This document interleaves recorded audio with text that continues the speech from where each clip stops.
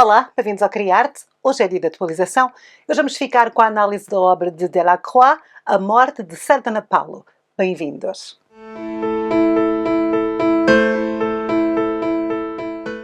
Olá, bem-vindos ao Criarte. O meu nome é Sara. Hoje é dia de atualização no nosso canal e hoje vamos dar início às análises da obra da pintura romântica francesa.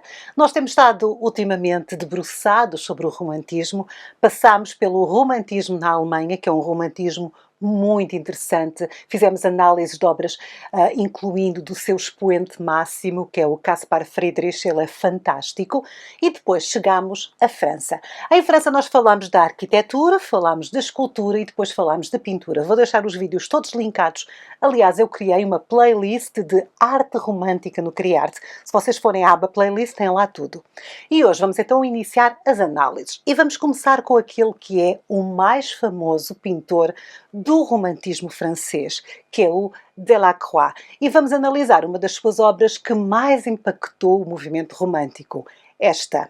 Hoje vamos analisar A Morte de Sardanapalo, de Eugène Delacroix, uma obra de 1827. Esta obra é intensa. No centro de uma cena caótica, numa cama monumental adornada de vermelho, está um homem deitado indolentemente, com um ar de indiferença. Ele observa um verdadeiro tumulto. Temos corpos femininos desnudados, temos homens de olhar selvagem, temos um cavalo com decorações sumptuosas e temos tesouros empilhados por todo o espaço. Esta é a cena que podemos ver no incrível trabalho de Delacroix, que hoje vamos analisar. Não se podemos esquecer que esta obra apareceu no Salão de Paris numa época em que o neoclassicismo era a estética vigente. E o neoclassicismo tem tudo a ver com o quê? Com aquela arte sóbria, com aquela arte mais académica, com traços precisos, umas obras de arte que eram mais voltadas para acontecimentos históricos, em que os corpos eram retratados com base no ideal de beleza clássica. Vocês então percebem que esta obra gerou uma enorme controvérsia, porque ela não é serena, ela não é clássica de forma nenhuma. Aqui estamos perante um massacre. No canto inferior direito, um núbio enterra uma espada num belo cavalo. Um pouco por toda a tela vemos mulheres mortas ou em agonia. Espalhada em volta de toda a cena estão molhos de lenha, que em pouco tempo vão transformar tudo numa pira incendiária. E o que estamos a ver aqui exatamente, de onde é que Delacroix tirou esta cena? Esta cena é uma mistura da imaginação delirante de Delacroix com uma cena bíblica, com uma cena da literatura. Vocês sabem que o romantismo iniciou-se pela literatura.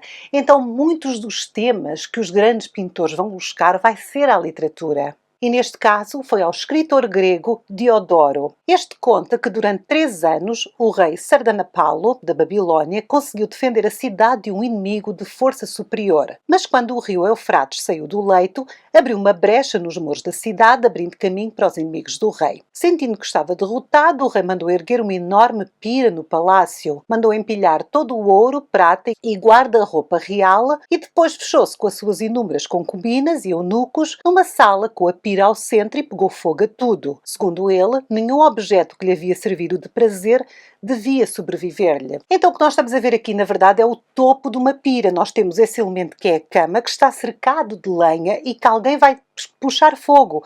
Portanto, isto antecede, esta imagem antecede um enorme fogo, a destruição de toda esta gente. Este conto de Diodoro não tem como base a história, é mais uma ficção. No entanto, tornou Sardanapalus uma figura lendária. Sardanapalus mandou escrever no seu epitáfio: comi, bebi, diverti-me. Para mim, tudo isso não valeu mais que uma palha. Ainda segundo Diodoro, o escritor, só em batalha o rei se mostrava um homem de ação e bravura, enquanto que nos outros aspectos da governação era muito preguiçoso e vaidoso. E são exatamente estes defeitos que só podemos associar também à alta nobreza francesa que o vão tornar interessante aos olhos dos românticos.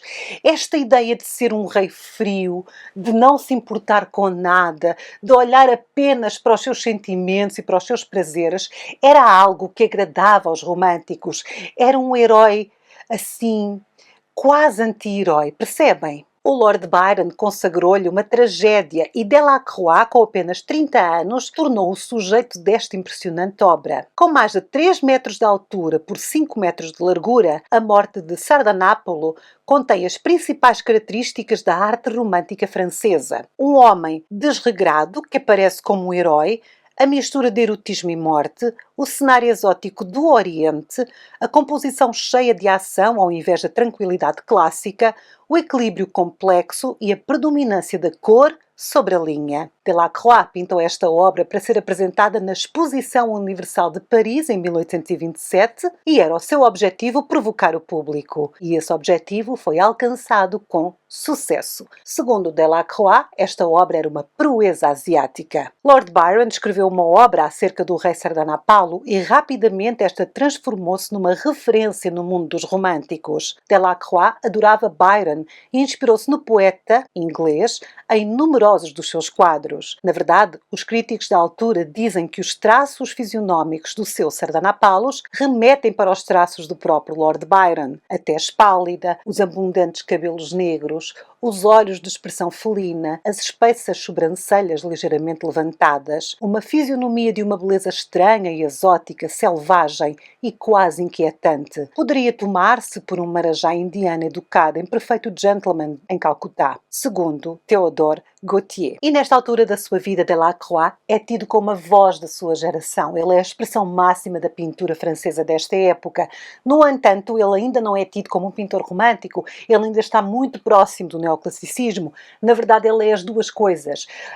O Delacroix pintava grandes quadros de acontecimentos históricos, mas aqui ele leva essa noção de quadro histórico para um novo âmbito. Para além de pintar grandes eventos da história e campanhas gloriosas, o Delacroix vivia sem grandes complicações. No seu diário, ele queixa-se da monotonia e melancolia que sente. Segundo ele, cada um arrastando atrás de si um casaco de chumbo. E é deste sentimento de frustração e tédio que nasce o herói romântico, a figura do rebelde que age em nome do leitor e do espectador, que se insurge contra as normas da sociedade, que as destrói e depois morre heroicamente. Para o romantismo, o herói é um solitário que desafia os deuses, um titã, um anjo caído. Na pintura, nos livros e no teatro, tudo se enche de heróis de olhar sombrio, que causam uma impressão impactante e são donos de uma beleza exótica, que são frios e indiferentes e estão sempre cheios de orgulho e bravura. É um tipo de herói que muita gente gosta até hoje, assim, o herói mais dark, digamos assim, o Batman.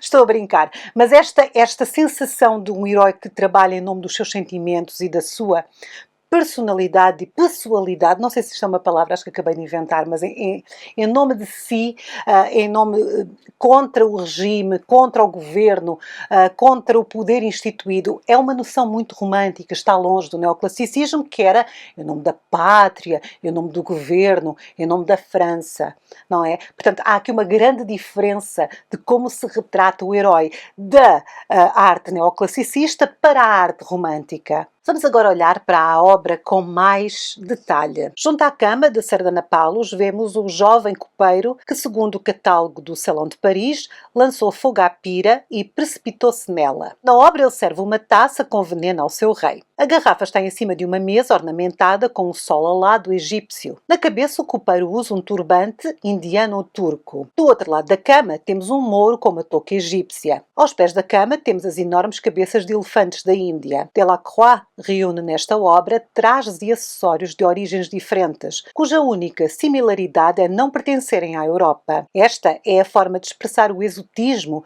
e o eclético do romantismo. Nesta obra, Delacroix evoca um Oriente remoto e fantasioso, a antítese da Europa. É nesta fantasia que Delacroix e os seus amigos românticos se refugiam como forma de fugir, quer à opressão de uma vida sem atrativos, quer aos seus heróis reais. Este fascínio com o Oriente não se deu apenas na poesia e na escrita de autores como Lord Byron. Na verdade, começou antes, com a campanha de Napoleão no Egito. E apesar de que, de um ponto de vista militar, não se poder considerar a campanha de Napoleão no Egito como uma vitória, a verdade é que a nível cultural o foi, porque ela trouxe para o grande público francês francês que nunca tinha visto uma cultura completamente exótica, um interesse pelo exotismo.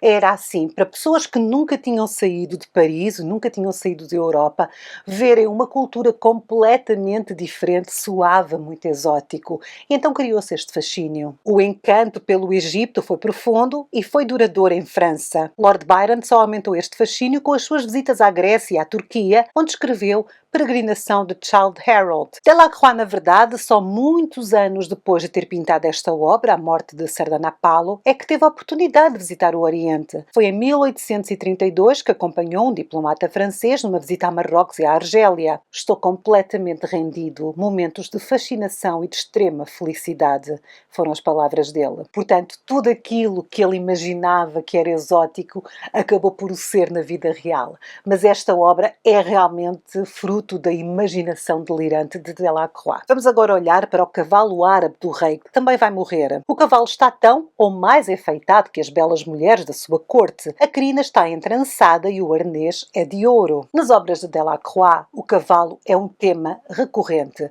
Para o pintor, o cavalo significa um estado de alma. Na verdade, o cavalo tem uma simbologia própria para os românticos. Quando o cavalo se empina, todo ele é movimento e simboliza a força e a paixão. Outro fato interessante é que os amigos de Delacroix comentavam que reconheciam o seu trabalho no seu verdadeiro temperamento. As emoções que pintava na tela eram inalteradas. Na sua vida social, Delacroix é um homem polido e de boas maneiras, mas por detrás desta fachada ele mal escondia a violência do seu temperamento. Ele alternava entre a exaltação e a depressão. Na verdade, Delacroix sofria e acabou por morrer de tuberculose. Ele tossia muito e estava sempre muito febril, com alterações terríveis de temperamento. E Delacroix é ele próprio dono de um temperamento que associamos ao romantismo. Já viram que eu tenho uma camisola muito gira? Pois é, podem-na comprar, está à venda aqui dentro do YouTube, numa loja do YouTube que se associou conosco.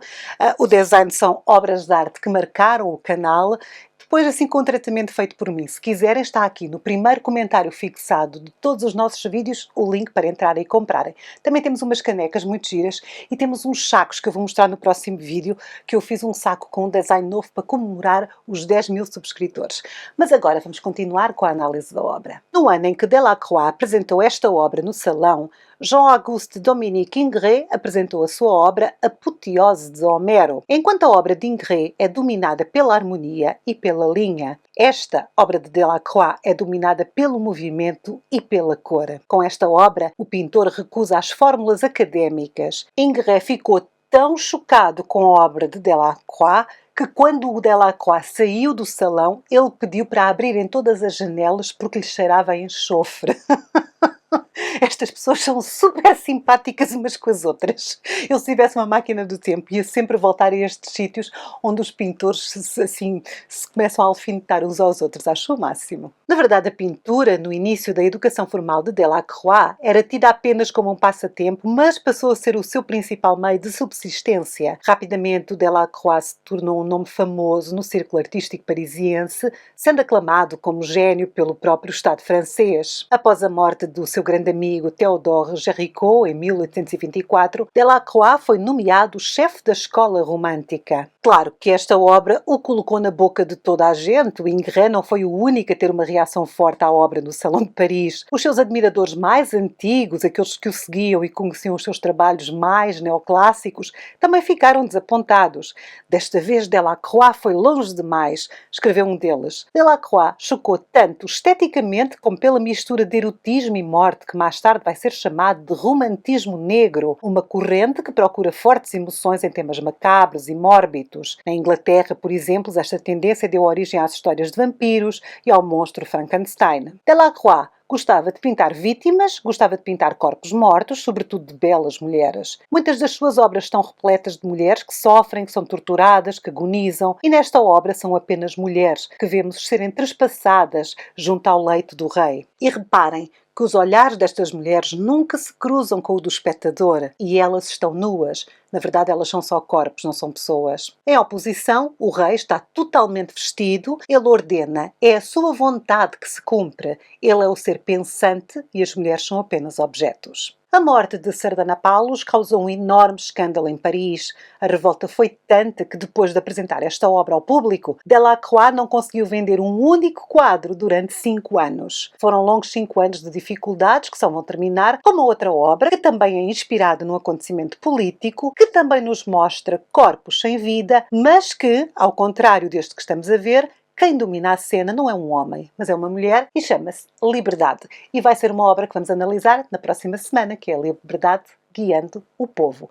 Mas hoje analisamos esta. A Morte de Sardanapalo, uma obra de Eugène Delacroix, do ano de 1827. É uma das obras mais conhecidas do romantismo francês, de um pintor que vai ser, por excelência, um pintor mais conhecido do romantismo francês, mas que vai influenciar a arte até aos dias de hoje. E convém nós nunca esquecermos que o romantismo não terminou em França. Aliás, o romantismo não terminou, ponto final. Continuam hoje em dia a existir pintores românticos. Ok? Esta foi a primeira análise de arte romântica francesa no nosso canal. Nas próximas semanas vamos continuar a analisar mais obras. Fiquem por aqui pelo Criar todas as semanas, porque as obras vão ser cada vez mais famosas, ou pelo menos mais próximos da nossa época, não é verdade? Já chegámos a Delacroix, parece que ainda ontem estava a falar de Giotto. E já estamos aqui em Delacroix. Yay! Eu gosto muito dele.